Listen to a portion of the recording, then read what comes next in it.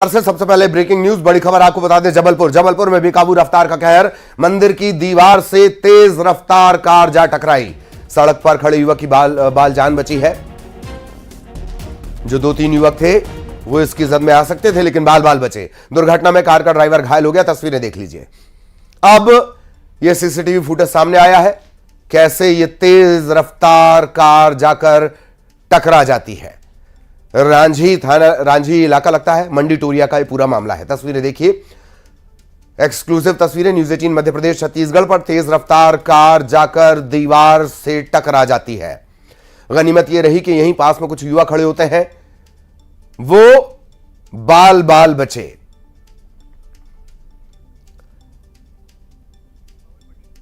सहयोगी पवन पटेल इस वक्त हमारे साथ जुड़े हुए हैं। पवन, पूरा घटनाक्रम बताएं। जी ललित, ये घटना देर रात की है, जब एक ड्राइवर अपने मालिक की कार लेकर अपने घर वापस जा रहा था, यानी ड्यूटी से वापस लौट रहा था।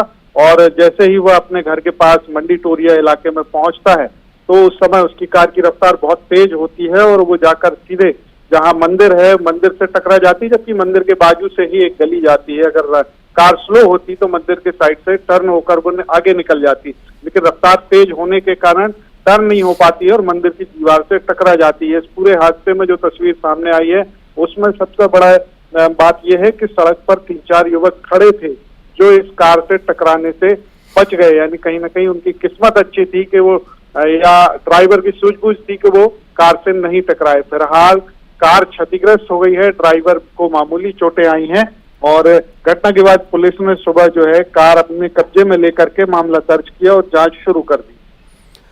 ये बड़े हैरत की बात है। मेरा ख्याल है नई कार है एकदम, और सेफेस्ट कारों में से एक कंपनी की कार है। हैरत की बात यह है कि इतनी सकरी गली में इतनी तेज रफ्तार। पवन, बिल्कुल ललित, सवाल यही है। पुलिस भी इसी की जांच कर रही है। इसके 2 कारण अगर समझा जाए तो 2 कारण हो सकते हैं। या तो ड्राइवर नशे में था, या फिर वो कार के स्टीयरिंग से और ब्रेक से एकदम से कंट्रोल खो दिया, उसमें कहीं और ध्यान भटक गया उसका, या तो फोन पर बात कर रहा होगा या कुछ और ध्यान चल रहा होगा उसके दिमाग में, इसीलिए हादसा हुआ, या फिर वो नशे में रहा होगा। तो ये 2 कारणों के अलावा कुछ भी और कोई तीसरी वजह नजर नहीं आती है।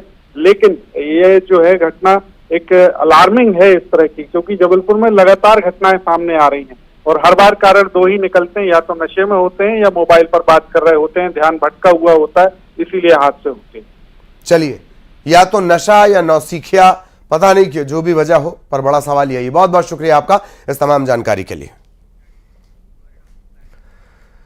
और अगली बड़ी खबर भोपाल से। मध्य प्रदेश में नवाचार, व्यापारिक संस्थान 24 घंटे खोलने की तैयारी। इसमें क्या क्या आएगा? इसमें मॉल आएगा, रेस्तरां आएगा, होटल आएगा, IT सेक्टर आएगा।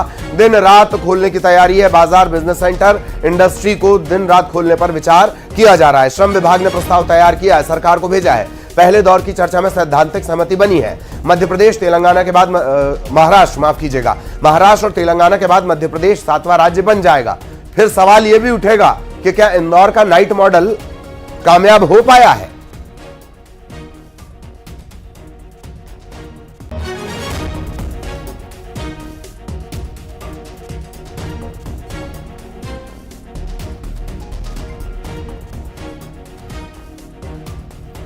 और सहयोगी शैलेंद्र इस वक्त हमारे साथ जुड़े हुए हैं। शैलेंद्र, मैं आपके पास आना चाहूंगा। ये अच्छी बात है, नया नवाचार है, पर इंदौर से जिस तरह से नेगेटिव वाइब्स आती हैं नाइट कल्चर को लेकर, ये 2 अलग अलग चीजें हो सकती हैं, पर आप उसे नजरअंदाज नहीं कर सकते। शैलेंद्र, इन सब के बीच स्टेटस क्या है इस नवाचार का अभी? देखिए, बिल्कुल आपने ठीक कहा कि जिस तरीके से इंदौर में नाइट कल्चर जब शुरू हुआ तो उसमें कई मध्य प्रदेश सरकार के ही तमाम जो नेता हैं उन्होंने ही सवाल खड़े किए थे।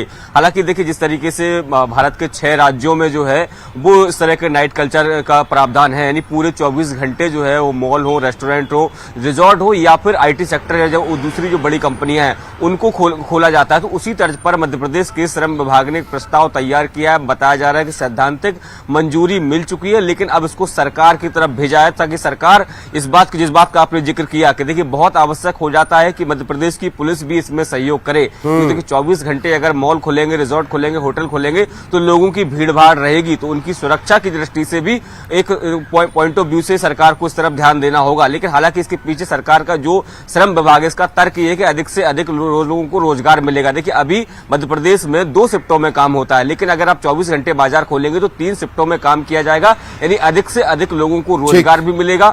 दूसरी तरफ जब चीजों की बिक्री और खरीदी होगी तो सरकार को जीएसटी के तौर पर अन्य दूसरे टैक्सों के माध्यम से सरकार को एक रेवेन्यू भी जनरेट होगा। और जिस तरीके से आईटी सेक्टर हो या दूसरी फैक्ट्रियां हैं, उनको अगर चालू करने के पीछे मंशा यही है कि प्रोडक्शन को ज्यादा से ज्यादा बढ़ाया जाए। तो कुल मिलाकर मध्य प्रदेश में आर्थिक गतिविधियों को कैसे बेहतर किया जाए, इस दिशा में ये कदम उठाया गया है और इसको अब देखना होगा सरकार किस तरह से इसको मंजूरी देती है। और जिस बात का आपने जिक्र किया कि इंदौर नाइट कल्चर को ध्यान में रखते हुए क्या कुछ नए बदलाव इसमें पूरे प्रस्ताव में देखने को मिलते हैं। जी। यही दरअसल मार्के की बात है जिसकी तरफ आप इशारा कर रहे हैं। हमें पुलिस को खोजना पड़ता है मध्य प्रदेश में, तेलंगाना में पुलिस को खोजना नहीं पड़ता, महाराष्ट्र में पुलिस को खोजना नहीं पड़ता है। बहुत बहुत धन्यवाद आपका इस तमाम जानकारी के लिए। सहयोगी शैलेंद्र विस्तार से जानकारी दे रहे थे। और अब डबल अटैक की बात कर ली जाए। मध्य प्रदेश की जनता डबल अटैक से हलकान है। एक तरफ पारा 47 डिग्री के पार पहुंच गया और दूसरी तरफ बिजली की कटौती ने कोढ़ में खाज का काम कर दिया। मौसम विभाग की माने तो अगले 5 से 6 दिन प्रदेश में भीषण गर्मी पड़ेगी और इन सब के बीच बिजली विभाग भी मेंटेनेंस के काम को लेकर बिजली कटौती की बात कर रहा है। भोपाल की बात करें, तापमान 45 डिग्री के पार। बिजली विभाग मेंटेनेंस के चलते 30 इलाकों में 2 से 5 घंटे तक बिजली की कटौती कर रहा है। 2 दिन बाद भोपाल में लू चलने की बात कही जा रही है। कई शहरों में हीट वेव का खतरा बना हुआ है। ऐसे में बिजली की कटौती जनता पर दोहरी मार साबित हो रही है।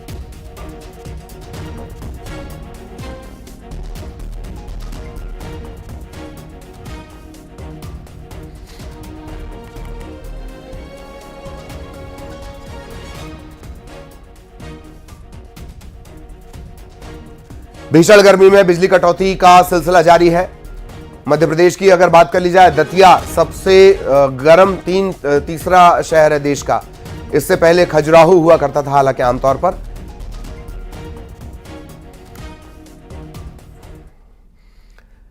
इधर ग्वालियर में ऊर्जा मंत्री प्रद्युम्न सिंह तोमर के इलाके में ही लोग बिजली कटौती से बेहाल हैं। बिजली कटौती का आलम यह है कि 4 घंटे की घोषित कटौती के अलावा 4 से 5 घंटे की अघोषित कटौती भी हो रही है। जिले में पारा 45 डिग्री के पार जा चुका है।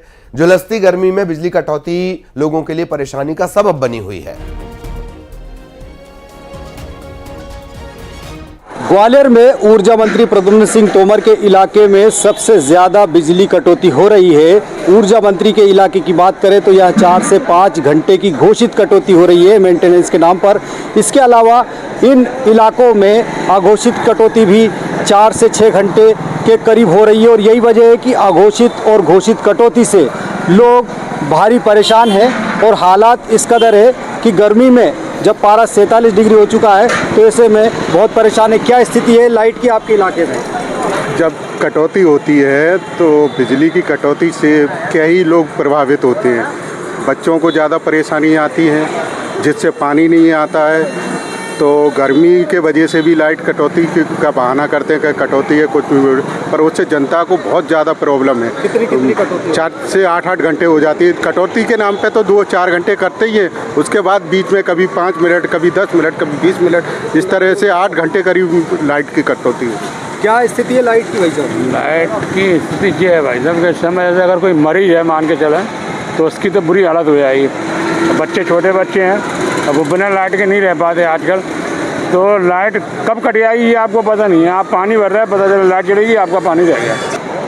बिजली का मौसम चल रहा है और चुनावी समर चल रहा है।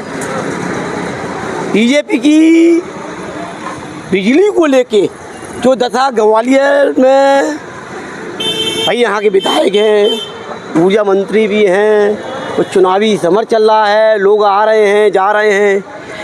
जो बिजली की अघोषित कभी भी लाइट चली जाती है, क्यों चली जाती है? फॉल्ट लोगों की समझ में तो खैर आता है कि नहीं आता पता नहीं है, लेकिन जनता की परवाह नहीं की जा रही है। जनता पूर्ण रूप से वर्तमान सरकार से त्रस्त हो चुकी है। बिजली के मामले में त्राही, पानी के मामले में त्राही कर रही है। बिजली रोज चली जाती, रात में चली जाती 2-2 ढाई बजे। अब नए से बच्चे हैं वो कैसे परेशान होते हैं, आदमी नहीं रह पा रहे हैं तो बच्चे कहाँ से रह पाएंगे। बिजली की बहुत ज़्यादा समस्या है। तो ऊर्जा मंत्री प्रद्युम्न सिंह तोमर के इलाके में बिजली कटौती से लोग बेहाल है। यहाँ 4 से 6 घंटे की घोषित कटौती हो रही है, जिसका सूचना पेपर में दी जाती है। लेकिन इसके अलावा भी 6 से 8 घंटे तक कई इलाकों में अघोषित कटौती से लोग परेशान हैं। 45 डिग्री तापमान में दिन में बिजली जाने से परेशान होते हैं, तो वहीं रात में बिजली जाती है तो भी लोग गर्मी से बेहाल हो जाते हैं। सुशील कौशिक, न्यूज़ 18 ग्वालियर। और अब बात सीहोर की, जहां भीषण तपन के बीच ग्रामीण इलाकों में की जा रही अघोषित बिजली कटौती से लोगों का जीना दूभर हो गया है। जिले के चंदेरी, पिपलिया, मीरा समेत 25 गांवों में पिछले 1 महीने से पूरी रात बिजली नहीं आती। परेशान ग्रामीणों ने ज्ञापन सौंपकर शीघ्र बिजली बहाल करने की मांग की है। इस मामले में जब विद्युत वितरण कंपनी के जिम्मेदार अधिकारियों ने चुनाव आयोग के आचार संहिता का डर बताकर अपना पल्ला झाड़ लिया है। हमारे गांव में लाइट बहुत कम मिलती है, फाल्ट हो जाती है तो दिन भर लाइट नहीं आती है। हमारा कहना है कुछ कर्मचारी बढ़ाया जाए और गांव की पूरी लाइन की डोरी पूरी फाल्ट हो चुकी है, यही हमारा कहना है। और किस तरह की स्थितियां हैं, इन सब के बीच कैसे लोग मुसीबत से दो चार हो रहे हैं। सुशील कौशिक ग्वालियर से हमारे साथ जुड़े हुए हैं। दतिया से अशोक आपको नजर आ रहे होंगे। सुशील, पहले मैं आपके पास आना चाहूंगा। इसे ही कहते हैं चराग तले अंधेरा। ट्रांसफार्मर पर चढ़ के, नालियों की सफाई करके, बूढ़ी अम्मा से थप्पड़ खा के, ऐसे तो बिजली व्यवस्था ठीक होगी नहीं। ऊर्जा मंत्री की भी जिम्मेदारी है। सुशील, तो ये ऊर्जा मंत्री का इलाका देख सकते हैं कि भीषण गर्मी है। तापमान का पारा 45 डिग्री के करीब पहुंच चुका है। यही वजह है कि लोग जो गर्मी से परेशान हैं और इस गर्मी में डबल अटैक जो है लोगों को बिजली कटौती के रूप में झेलना पड़ रहा है। 4-4 घंटे की घोषित कटौती जो पेपर में आती है, अघोषित कटौती 4 से 6 घंटे। क्या हालात बन रहे हैं भैया? हालात बहुत बदतर हैं। जनता त्राई कर रही है। 4 घंटे की तो घोषित कटौती रहती ही है और उसके बाद अघोषित कटौती का कोई पता नहीं रहता। कभी रात में 2 बजे चली जाती है, कभी दोपहर में 2 बजे चली जाती है, 12 बजे चली जाती है, सुबह जल्दी चली जाती है।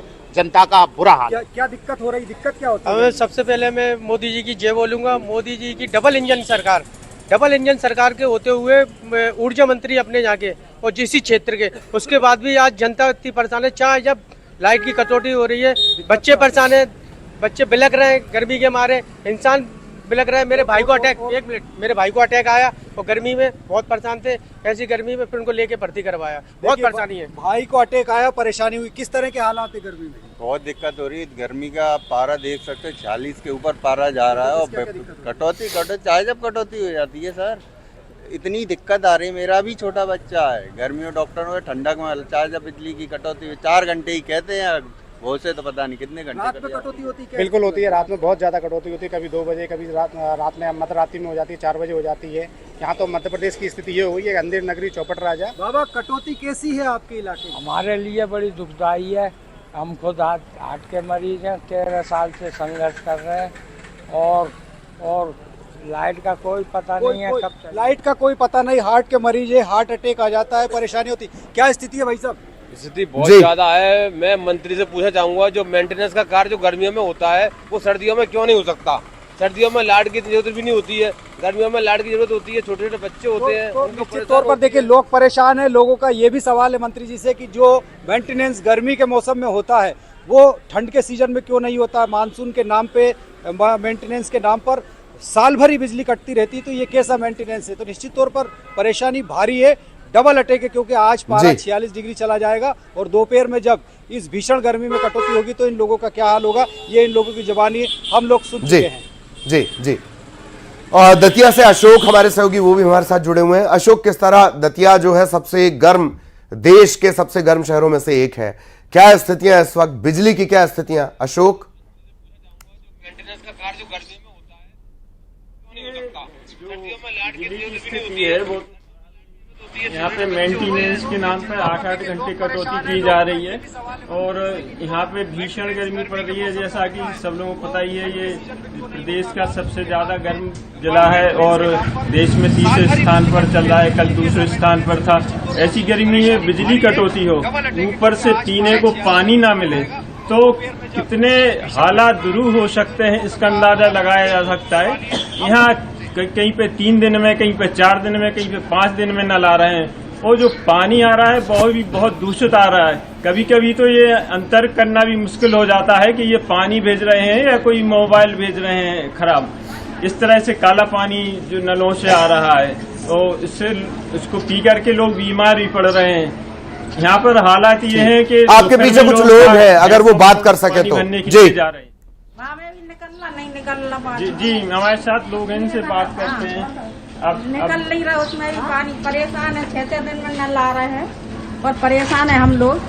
बहुत पानी की समस्या है यहाँ पे, बहुत खराब है और गंदा पानी आ रहा है, वो कोई काम ही का नहीं है वो। इसलिए इसकी समस्या हल करना चाहिए।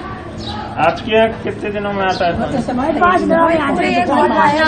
कैसा पानी आ रहा है? खराब पानी आ रहा है, पीने पे मन लगाती है, आती है पानी में, पीला पीला पानी आ रहा है। सब लोग 4 दिन में नल आ रहे हैं, परेशान हो रहे हैं। कितनी बिजली सप्लाई के बारे में पूछिए जरा। 8 घंटा 20 मिनट बिजली चली जाती। अच्छा, वो बिजली की क्या स्थिति है? चली जाती है, अगर नल आता है पानी नहीं, और नल भी नहीं आते, नल बहुत गंदा आता है। गर्मी में बड़ी परेशानी है गर्मी में। अभी नहीं, अभी आई थी लाइट, चली लाइट। फिर लाइट नहीं रहती है, कैसे गुजारा करते हैं आप? बहुत परेशानी होती है। नल पे पानी भरने जाते हैं, पंप पे जाते हैं, परेशानी से बच्चा भी बहुत परेशान करते हैं। पानी गंदा आता है, वो क्या करे, बच्चा बीमार हो रहा है, क्या करे, साल को रह जाए बच्चे को। बिजली की कमी से ही बहुत परेशानी है, बच्चे को परेशानी हो रही है, बच्चा घर में बीमार हो रहा है। तो जैसा कि लोगों ने बताया है, हालात बहुत खराब हैं। एक तो कटौती हो रही है, ऊपर से पीने को पानी भी नहीं मिल रहा है।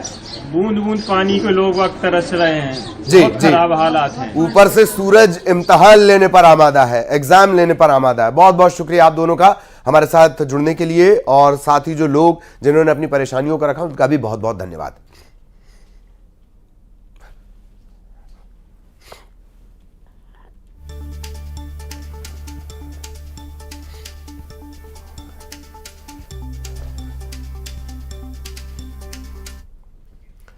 मध्य प्रदेश में चलेगी छोटी दूरी की वंदे भारत। भोपाल सागर के बीच वंदे भारत चलेगी, बैतूल शाजापुर के बीच वंदे भारत चलेगी। 200 किलोमीटर तक के लिए ट्रेन चलेगी। लंबी दूरी की ट्रेनों से बोझ कम करने की कोशिश होगी। जेब का बोझ कम होगा या नहीं, ये एक सवाल हमेशा बना रहता है। रेलवे के नए नवाचार यही सवाल सबसे ज्यादा बड़ा कर रहे हैं। भोपाल होशंगाबाद इटारसी बैतूल ये पहला रूट है। लंबी दूरी की ट्रेनों पर जो बोझ है उसे कम करने के लिए अब मध्य प्रदेश में छोटी दूरी की वंदे भारत चलाई जाएंगी। टारगेट होगा 200 किलोमीटर।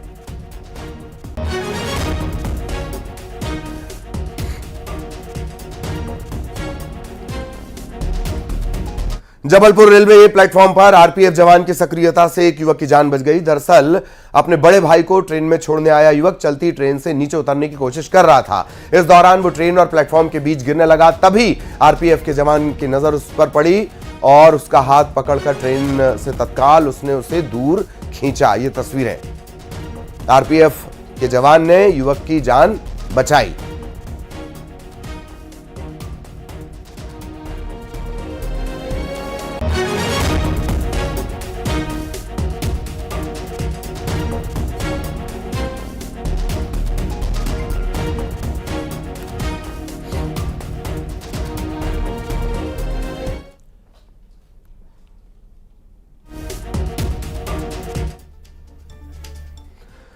इधर कोरबा में चलती कार में आग लग गई। कार से कूदकर ड्राइवर ने अपनी जान बचाई है और कार आग में जलकर खाक हो गई।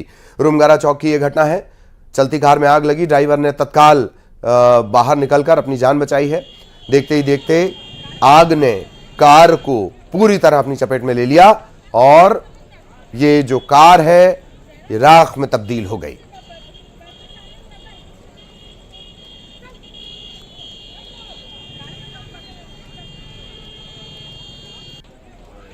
और इसी के साथ इस बुलेटिन में इतना ही। खबरें जारी रहेंगी।